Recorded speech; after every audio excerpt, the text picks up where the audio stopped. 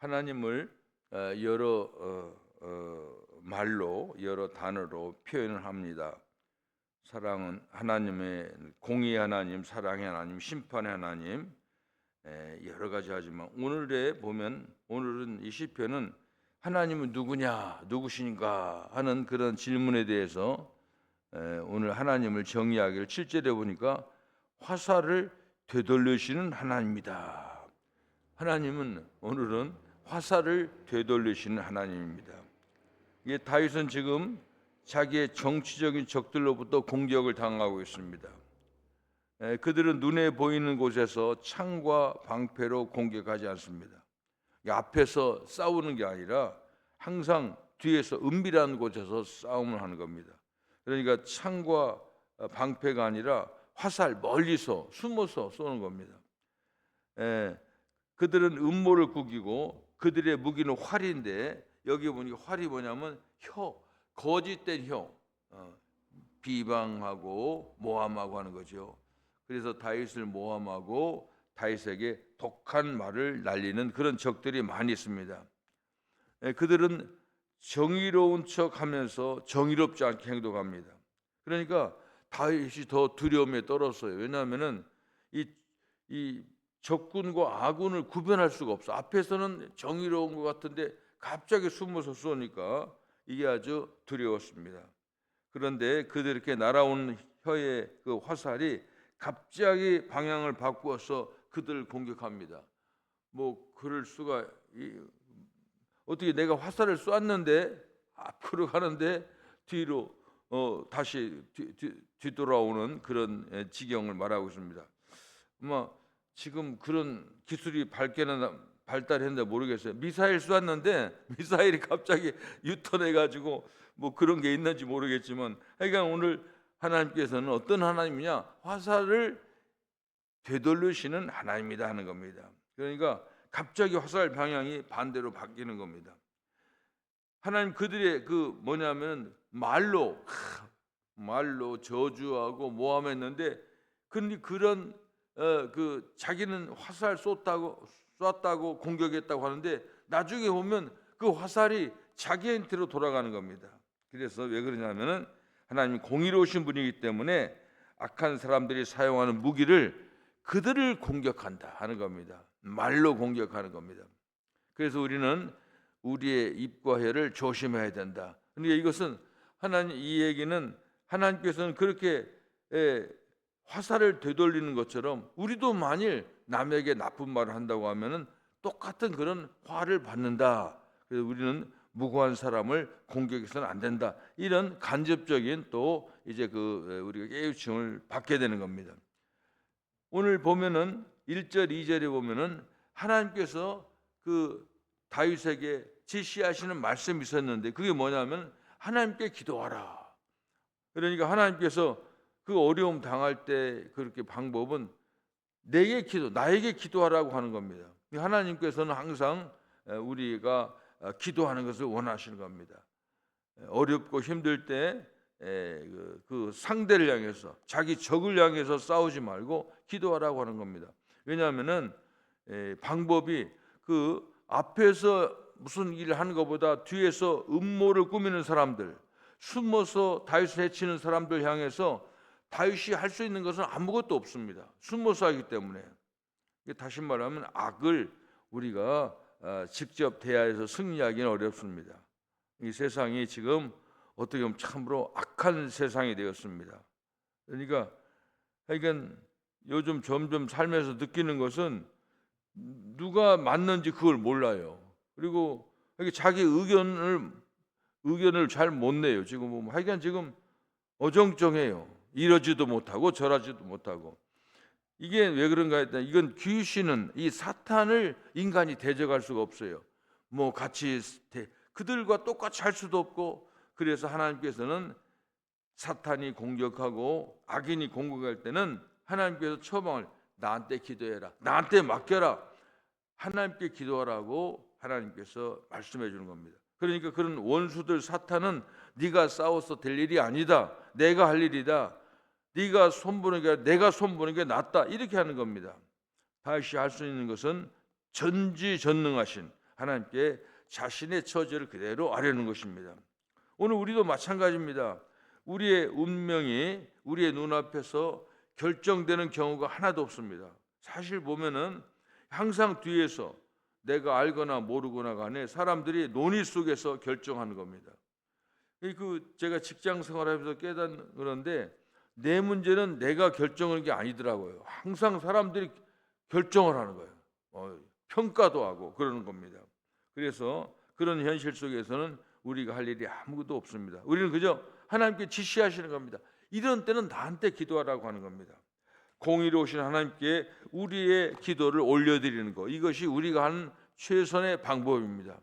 그래서 우리 예수님이 제거에 그러니까 우리에게 보면 항상 그런 문제를 하나님께서 제거해 주시고, 특별히 이제 우리에게 예수님이 하시는 말씀은 기도하라고 하는 겁니다. 기도하라. 나의 근심을 들으시고 원수들로부터 나의 생명을 보호해 달라고, 나를 감추어 달라고 기도하라고 하는 겁니다. 그런데 또 이 말씀은 잘 보면은 우리에게 해당되는 말씀입니다. 남이 나의 뒤에서 음모를 꾸미고 혀로서 나를 공격한다고 얘기하는데, 사실은 동시에 내가 뒤에서, 우리 이웃들의 뒤에서 수근수근 한 적은 없는지, 이런 걸 우리가 생각해 봐야 됩니다. 나는 없는데 대략 보면 안 했다고 그래요. 그런데 가만히 보면은 우리가 좋은 말 하는 것 같지만은 남의 말을 뒤에서 하는 수가 있는 겁니다. 항상 우리는 공평하게 생각해야 돼요. 정직해야 돼요. 원수들이 나한테 비방하고 그럽니다. 근데 사실 보면 우리도 그럴 수가 있다고 하는 겁니다. 잘 보면 그렇게 생각을 해야 됩니다. 그래서 내가 무심코 한 말이 상대방에게 어떤 상처를 줬다고 하는 것, 이런 상처를 줄 수 있다고 하는 두려운 마음을 가져야 되고, 그럴 경우에 하나님께 또 용서를 빌어야 됩니다.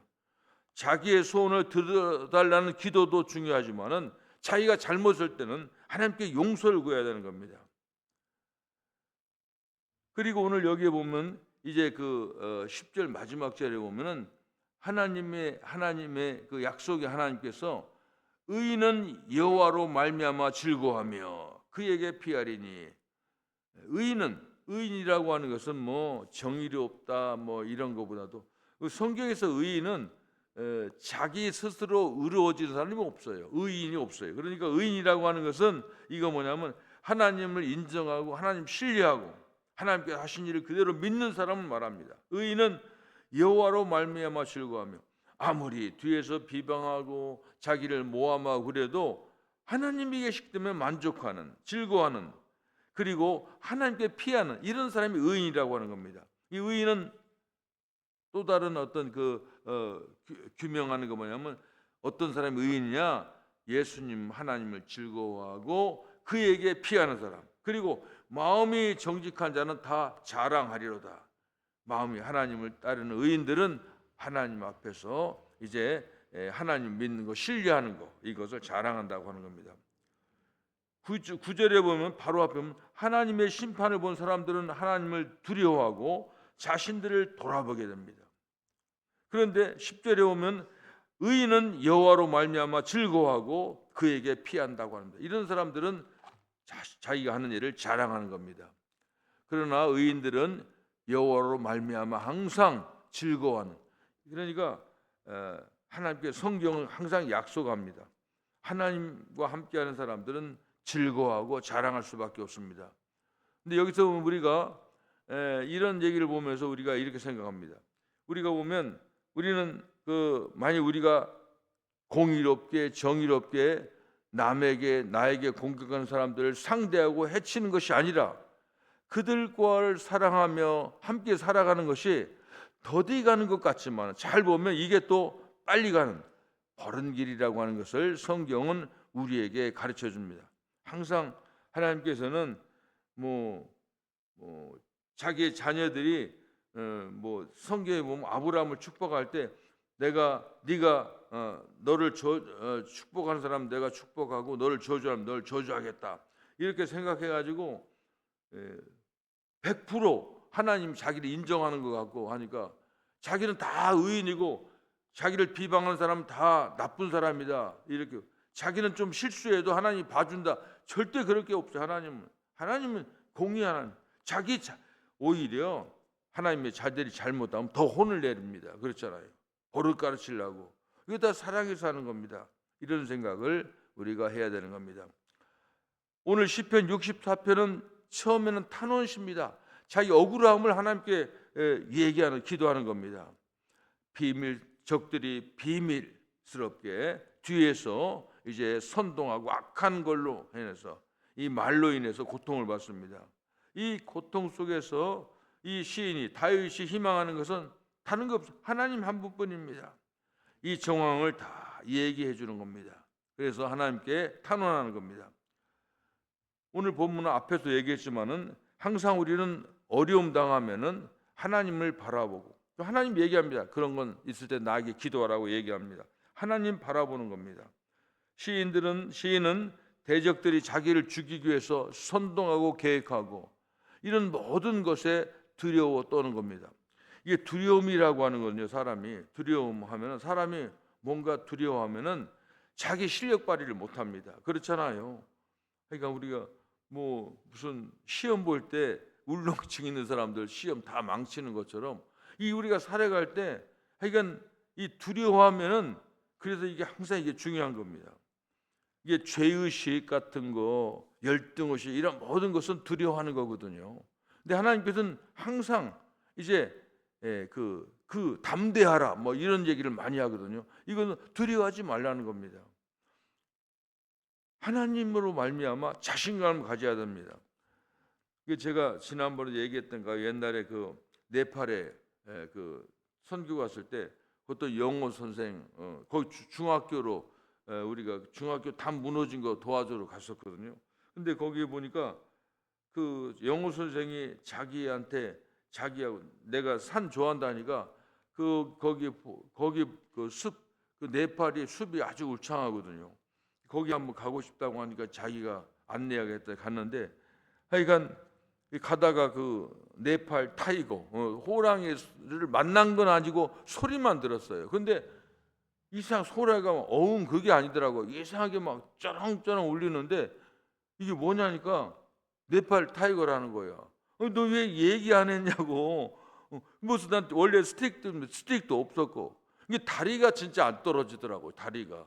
그러면서 바다시에 거기에 피해왔는데, 그런 게 네팔은, 근데 이 그 타이거를 그 피해가 많대요. 뭐 소도 잡아가고 뭐 개도 잡아가고 사람도 피해. 그런데 그걸 해치지 못한대요.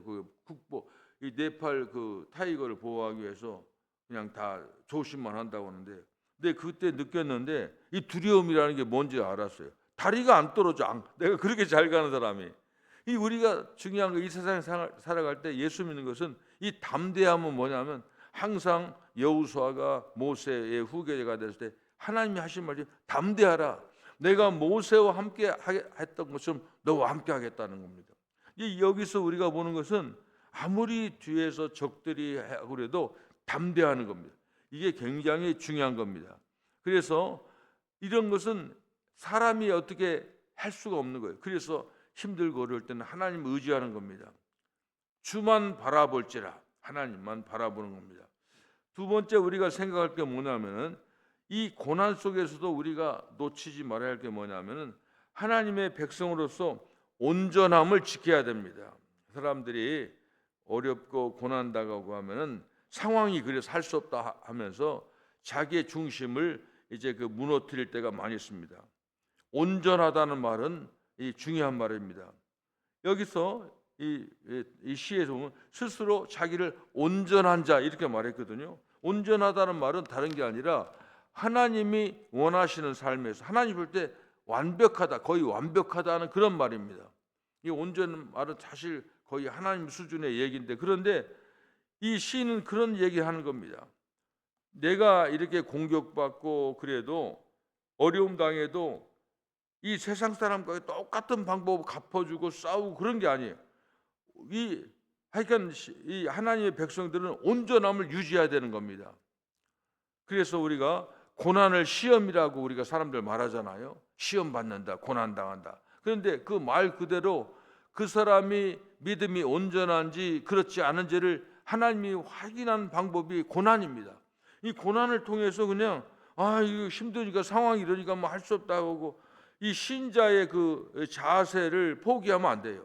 항상 하나님의 백성들은 어떤 경우에도 온전함을 유지하려고 하는 겁니다. 고난 중에 있다고 해서 우리의 온전함이 나타나지 않는다고 하면 하나님을 우리가 완전하게 신뢰하는 게 아닙니다. 왜 우리가 온전해야 되느냐? 이 고난보다도 하나님이 더 강하다고, 하나님께서 함께 하시고 이걸 극복할 수 있다는 그런 두려움, 그 자신감을 가져서 두려움에서 해방되기 때문에 온전하는 겁니다. 그래서 우리는 고난 속에서도 하나님이 바라시는 길을 걸어가야 되는 겁니다. 이게 사실 사람들이 놓치는 경우가 많습니다. 힘들고 어려우면은 이제 포기하는데 그럴수록 우리가 온전해야 됩니다. 고난은 우리의 믿음이 드러나는 시간입니다. 제가 이 차를 타고 오는데 갑자기 전화가 왔어요. 근데 이 자동차 연결돼서 전화기 해가지고 뭘 눌러야 되더라고. 그 음성 그걸 해야 소리가 나더라고. 이 차가 있어서 이게 손이 안 닿는 거예요. 그래서 이제 중간에 누가 전화했나 차를 세우고 봤더니 박웅기 장로님이 이제 전화를 하신 거예요. 목사님, 새벽기도 하십니까? 잘 막 정신이 없어 새벽기도 매일 하는데, 한다고 지금 교회 간다고 그랬더니 그런 얘기하는 거예요. 자기가 잠이 안 온다는 거예요. 왜냐하면 자기 그 임정장군한테 바로 옆에 탔는데 그 사고 당하고 그거 하는 걸 다 처음부터 끝까지 본 거예요. 근데 이게 절대 잠이 안 온다는 겁니다. 자기를 말로 어쨌든 간에 뭐 버스가 들어왔든지 어떤 간에 이게 자기 과실로, 내가 과실로 자기 부인을 그렇게 세상 되게 너무너무 괴롭다는 거예요. 잠이 안 와서 괴로워가지고 그러는 거예요. 제가 이제 그런 얘기를 잠깐 했어요. 장로님, 이 과실이라고 하는 게 세상의 법에서도 그게 사람이 그 목숨을 잃어버린 거예요. 이 과실하고 그거 다릅니다. 그러니까 법도 그렇게 만든 거 아닙니까? 자기도 모르게 그렇게 한 걸 가지고 그렇게 하면 그 마음은 충분히 이해되는데 장로님이 제일 먼저 할 것은 하나님이 예수님이 그런 모든 고난까지도 다 십자가에서 해결해 줬다고 그런 믿음으로 견뎌야지. 그거 계속 그런 생각 갖고 계시면은 이제 앞으로 어렵다고 아주 더 힘내서 이제 우리가 장로님의 마음 충분히 이해하고 제가 기도할 텐데 그렇게 얘기하는 겁니다. 그러니까 그런 걸 보면서 제가 생각해 보는 겁니다. 어려움 당에서도 우리는 항상 어려움 속에서도 하나님 의지하는 거, 그리고 온전하려고 하는 노력하는, 그렇게 깨끗하게 살려고 하는 그런 마음들을 항상 가져야 됩니다. 참 우리가 그래서 박웅기 장로님에서 특별히 더 기도해야 될 게다. 먼저 생존에 계신 장로님을 위해서 기도해야 됩니다. 우리 임정장 원사님 앞으로 그 장례 절차도 우리가 잘 참으로 참 품위 있게 잘 행사를 그런 절차를 밟아야 되지만 지금 중요한 게 지금 보니까 박웅기 장님이 얼마나 힘들면은 새벽기도 하는지도 모르고 이 새벽에 전화를 했겠습니까? 그래 괴로워하는 그 가정을 위해서도 기도를 해줘야 됩니다. 기도하겠습니다. 하나님, 저희들을 하나님의 자녀 삼아 주시고 항상 하나님께서 저희들을 지켜주시고 인도하심을 감사드립니다. 특별히 우리 박웅기 장로님 참으로 원치 않는, 생각지도 못하는 이런 사고로 어려움을 당하고 있는데 먼저 하늘나라에 가서 하나님 품에 안긴 임정자 권사님의 영혼도 위로해 주시고 그의 유족들도 위로해 주시고 특별히 박웅기 장로님의 마음의 그 상처와 이 어려움을 하나님께서 다 해결해 주시옵소서. 사람이 어떻게 사람의 말로 그들을 위로할 수 있겠습니까? 성령께서 함께 하셔서 하나님의 말씀, 두려워 말라, 내가 내 모든 죄의 짐을 다 짊어졌다, 너희 실수와 너희 모든 걸 다 짊어지고 십자가에 다 해결했다고 하는 그런 말씀에 위로를 받을 수 있도록 도와주시옵고 항상 저희들이 참으로 우리 같은 우리의 성도들 간에 이 크고 작은 아름다운 일, 어려운 일도 함께 기도하면서 함께 중보하는 저희의 삶도 될 수 있도록 도와주시옵소서. 특별히 이제 앞으로 치러질 모든 이런 이 절차 문제를 하나님께서 잘 주관하셔서 은혜롭고 이런 일을 통해서 참으로 하나님의 놀라운 은혜를 체험하는 이 고난과 이 비극이 하나님 안에서 은혜가 될 수 있도록, 그래서 더욱더 아름다운 믿음을 지키고 살아가는 저희들이 될 수 있도록 하나님 도와주시옵소서. 예수님의 이름으로 기도합니다. 아멘.